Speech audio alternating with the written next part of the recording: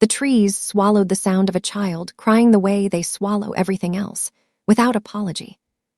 A 4-year-old boy sat in the dirt of the Black Ridge Mountains, red hoodie zipped to his chin, 2 neat hair puffs catching the cold morning air. His name was Malik. His left hand was stretched forward, fingers spread wide, reaching for a man in a dark navy suit who was already 30 steps gone and walking like he had somewhere important to be. He did not look back, not once. Richard Crest had built a $4.7 billion empire by knowing exactly what something was worth and exactly what it wasn't.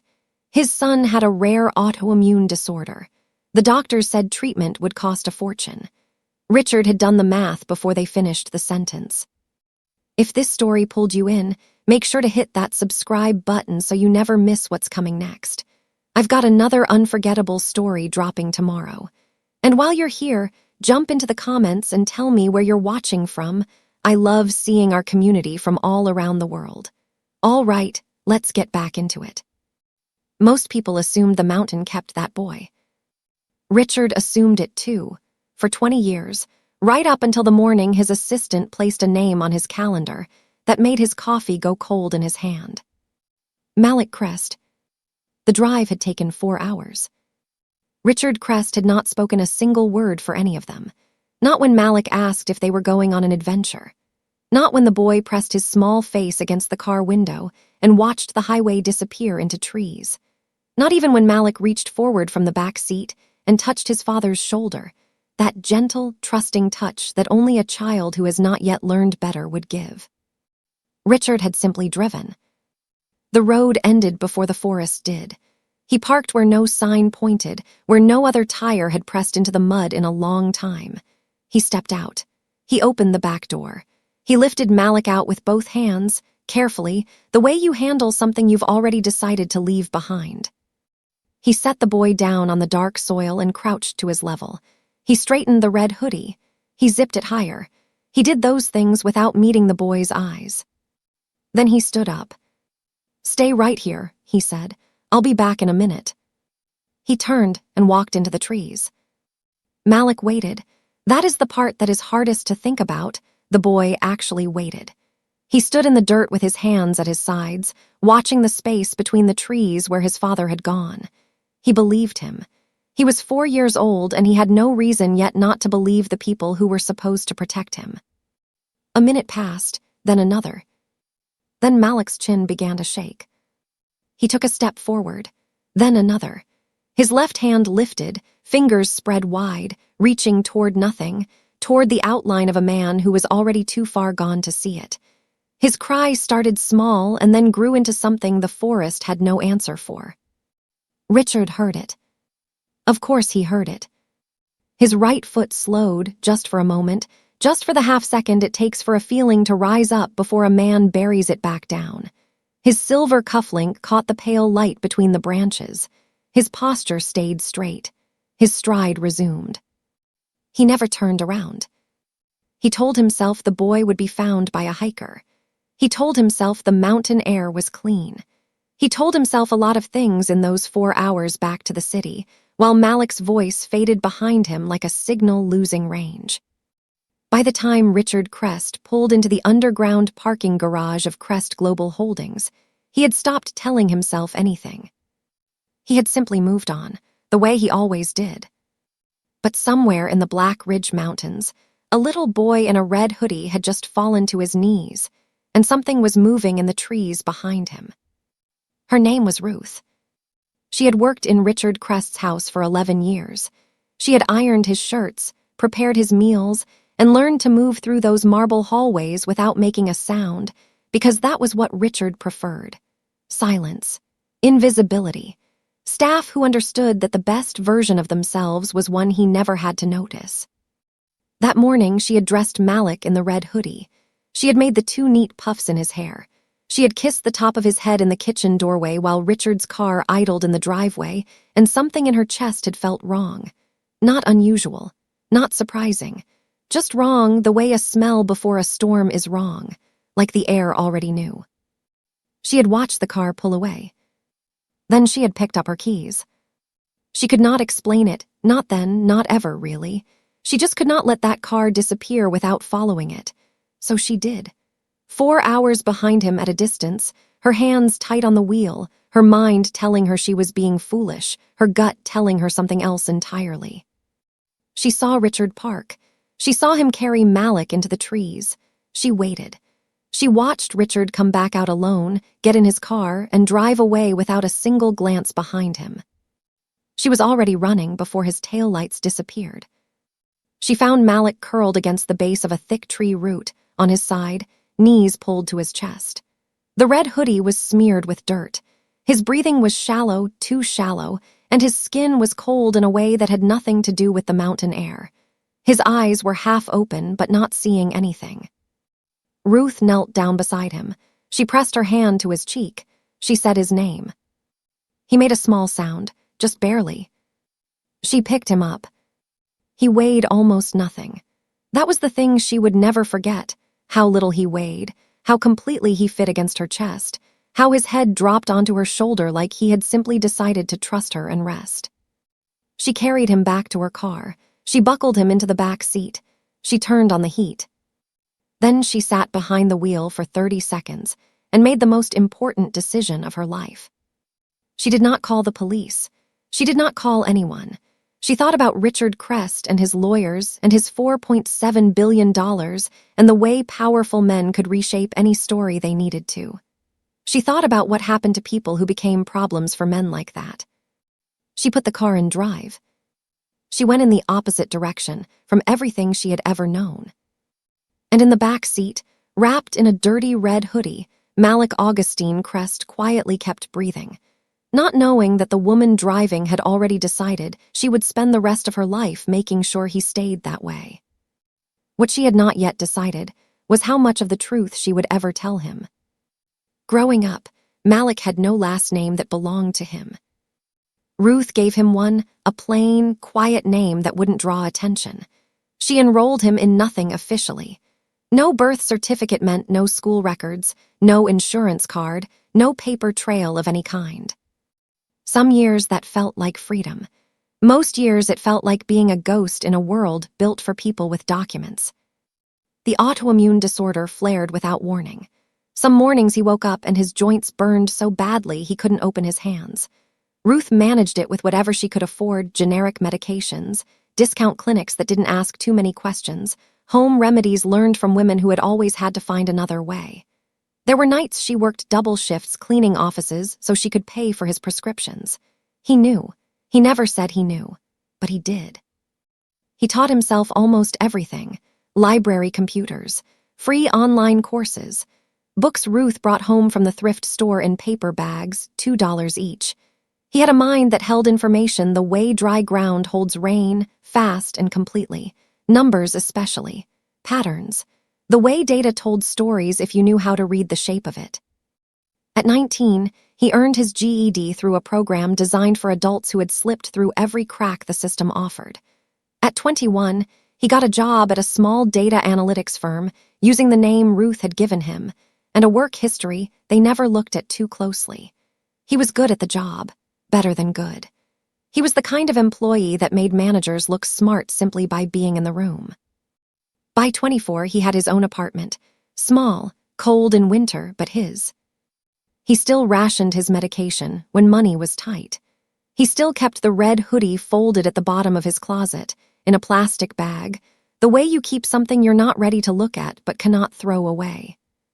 He was fine. That was what he told Ruth every Sunday when he called her. "I'm fine." Then one afternoon, a coworker left a magazine on the break room table and walked away. Malik picked it up without thinking. He read the headline without expecting anything. Richard Crest, the billion-dollar heart behind children's medicine. There was a photograph, a tall man, broad-shouldered, silver at his temples now, standing in front of a hospital wing with his name on the wall, smiling at a sick child the way a man smiles when cameras are present. Malik's hands went still. He stood in that break room for a long time. His face did not change. His breathing stayed even. He set the magazine back down on the table, exactly where he found it. Then he went back to his desk and started searching. He started with public records. That was always the cleanest place to begin, the layer of information that existed before anyone thought to hide anything. It took him 40 minutes to find the birth record. Malik Augustine Crest, born, mother Adiz Crest deceased, father Richard Augustine Crest. He stared at his own name on the screen for a moment. His real name, the one that had never been spoken in any room he lived in. He said it quietly to himself, just once, like testing the weight of something he wasn't sure he was allowed to hold. Then he kept pulling. Data work had taught him one thing above everything else, that every record left behind touches another record somewhere. A name connects to a filing connects to a date connects to a decision someone made in a room with a pen, thinking no one would ever follow the thread back to that moment. He followed it. 14 days after he had been left in the Black Ridge Mountains, a death certificate had been filed with the county records office. Malik Augustine Crest, age, 4 years, cause of death, exposure and complications related to autoimmune disorder. The certificate had been processed quietly and quickly. No investigation noted. No police report attached. A sick child alone in the mountains, the cause of death had written itself, and no one had looked hard enough to ask who put him there. Malik read it twice, then a third time. He was not dead. He was sitting in a desk chair in a small apartment with a cracked window and a space heater that clicked all night. He was very much alive. And yet here was a document, official and stamped, that said otherwise. He scrolled further. The estate trust established in his name at birth, a medical fund, he could see that much from the structure of it, had been dissolved 11 days after the death certificate was filed.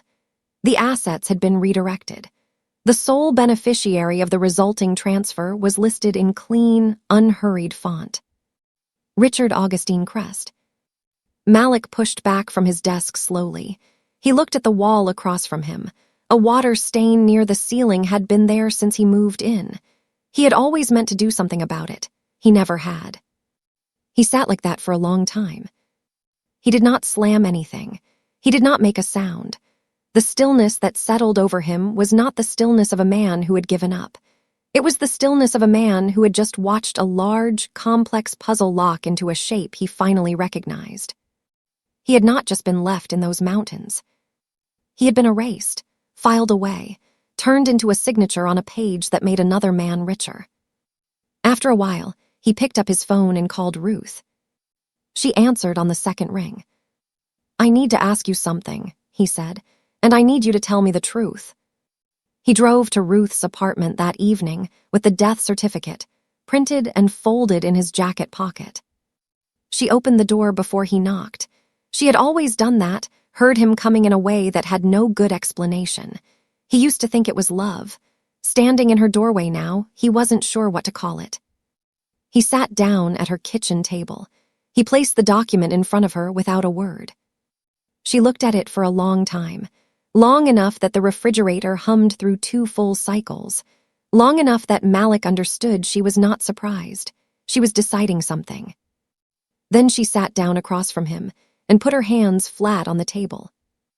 "I worked for him for 11 years, she said. Malik said nothing. "I knew about your condition before you were born. Your mother told me near the end of her pregnancy when she was scared and needed someone to talk to. Richard knew too." She paused. "When she died, something in him closed. I watched it happen. He looked at you and he didn't see a son anymore. He saw the thing that had cost him her." The kitchen light buzzed faintly above them. "I didn't know the exact day," Ruth continued, "but I knew something was coming. The way he looked at you those last few weeks, or didn't look at you, I should have done more. I should have taken you sooner.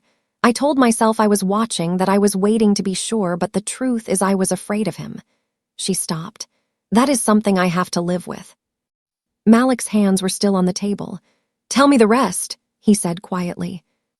She closed her eyes briefly. Then she told him about the trust.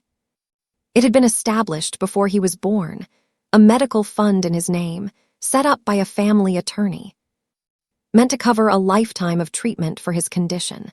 Substantial money, enough to have changed everything. Richard had dissolved it 11 days after filing the death certificate and redirected the assets into a new pharmaceutical research division within Crest Global Holdings. That division now funded research into childhood autoimmune disorders.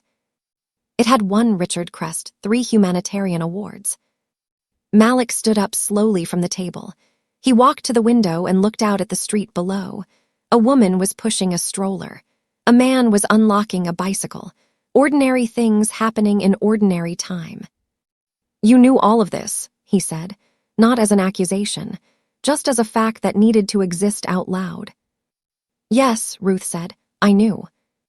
He nodded once. He did not turn around for a long time.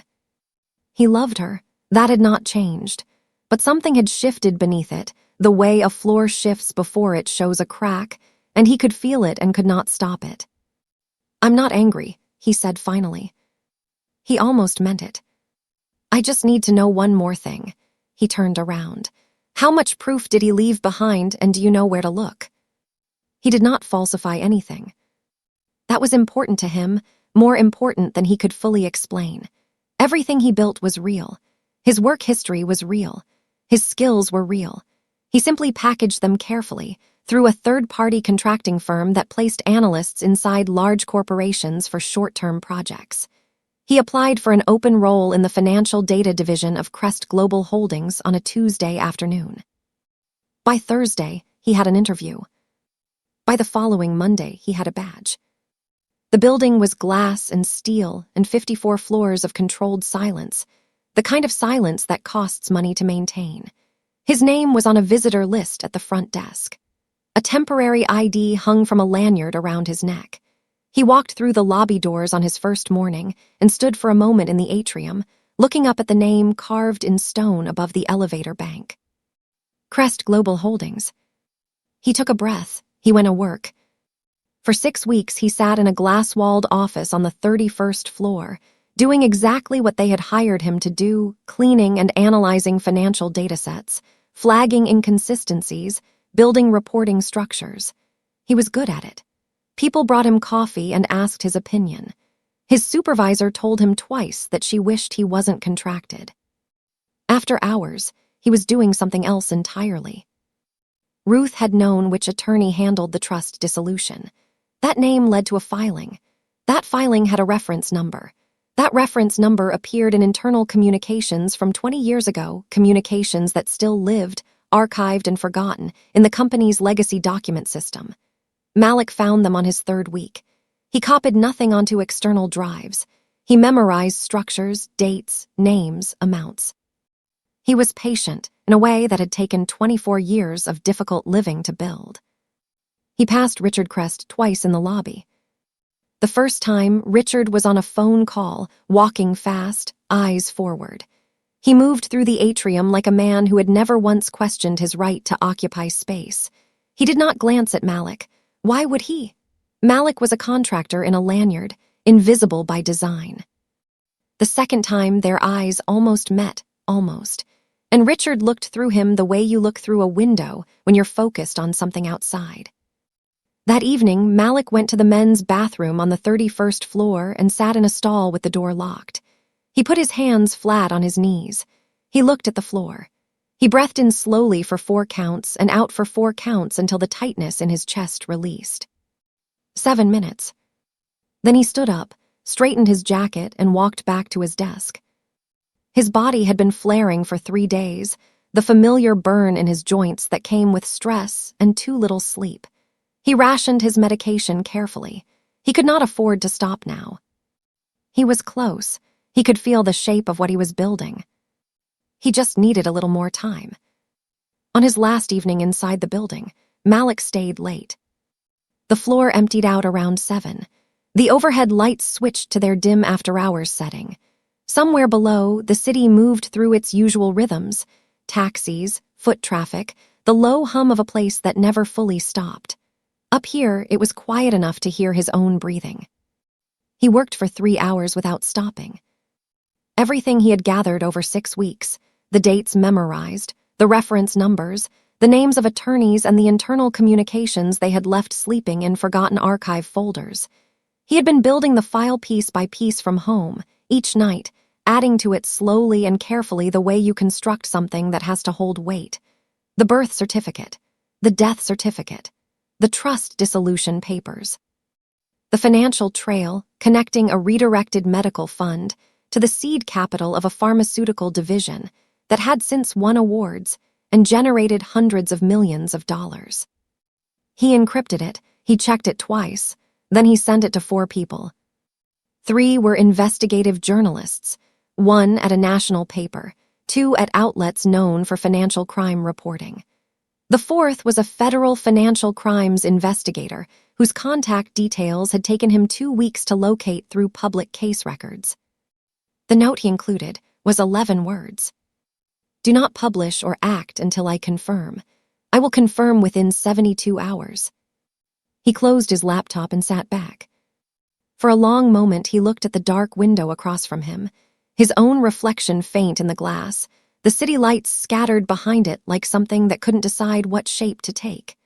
He thought about a 4-year-old boy sitting in the dirt of the Black Ridge Mountains, hand outstretched, waiting for a man who had already decided to keep walking.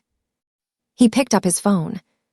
He called Richard Crest's office main line and asked for the personal assistant.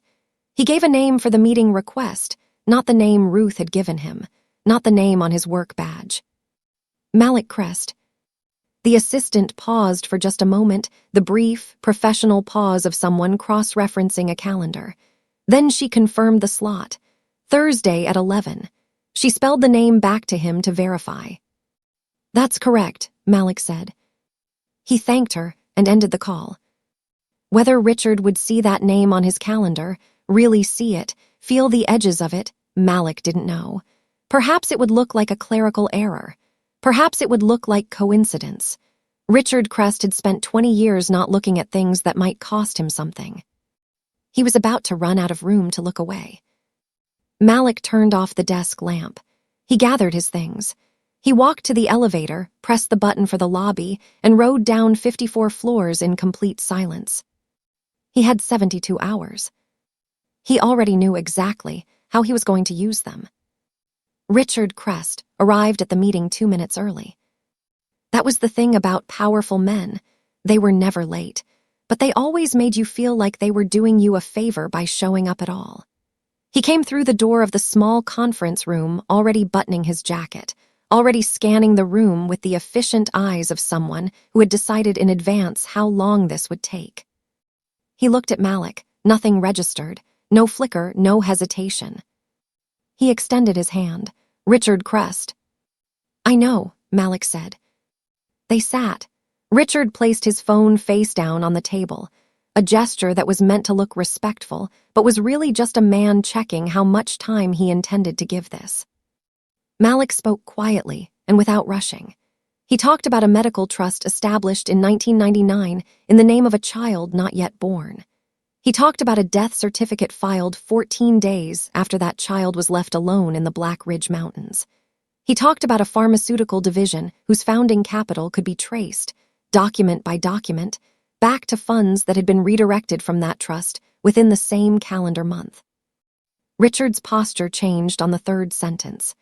By the end, he was very still, one hand flat on the table, his jaw set in the way of a man reaching for the language of lawyers. I don't know what you think you have, he started, but I'd strongly advise. Malik stood up. He removed his jacket slowly and set it over the back of his chair. Underneath was a red hoodie, faded almost to pink at the shoulders. Too small, stretched across his chest, the zipper stopping halfway, the sleeves ending well above his wrists. He had worn it anyway. He would always wear it anyway.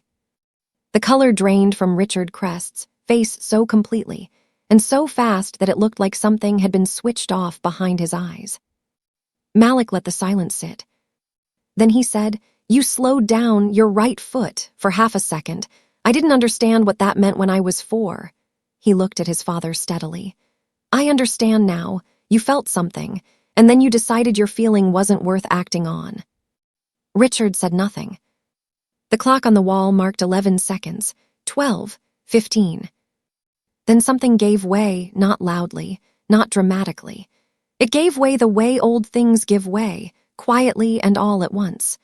Richard Crest put both elbows on the table and pressed his hands over his mouth and started talking. He talked about the money. He talked about the attorney. He talked about the mountains and the decision and the 20 years of mornings after. He could not seem to stop. He did not notice the small, steady red light on Malik's phone, face up on his side of the table, that had been recording since before he walked through the door. By Thursday evening, the story was everywhere.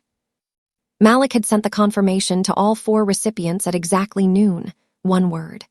Now, within 3 hours, the first article had published. By evening, the others had followed. By midnight, the recording was circulating on every platform that existed, Richard Crest's voice clear and steady and damning, filling living rooms and phone screens and earbuds across the country. Richard Crest, the billion-dollar heart behind children's medicine.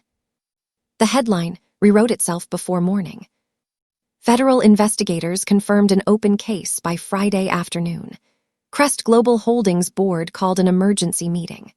The hospital wing with Richard's name on the wall was quietly covered with a white tarpaulin, pending review, a rectangle of plain fabric over carved stone, which was somehow the most honest thing the building had ever worn.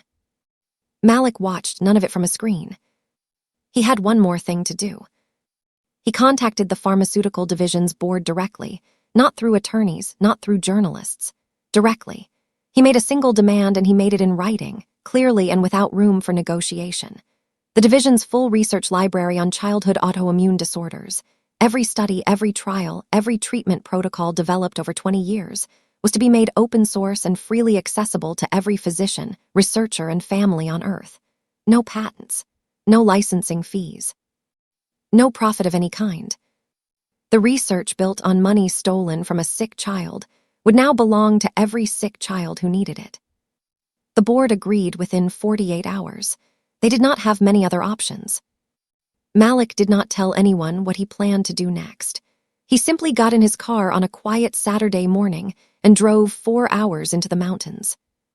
He parked where no sign pointed. He walked into the trees. The Black Ridge Mountains were the same. That was the thing about places. They did not carry the weight of what happened in them the way people did. The soil was dark and damp. The trees were tall enough to block the sky. Somewhere above, something moved in the high branches without hurry. He found the spot. He knew it the way you know something that was pressed into you before you had the language to describe it. He knelt down in the dirt. He was not crying. He was not angry. He stayed there for a while, just a man in a quiet forest, taking up space in a place that had once tried to swallow him whole. Breathing, present, still here. Then he stood up. He walked back to the car. He started the engine. He drove toward the light. Behind him, the mountains kept their silence, the way they always had. But this time, nothing had been left in them. Thanks for staying with this story right till the final moment. You're the reason these stories come alive.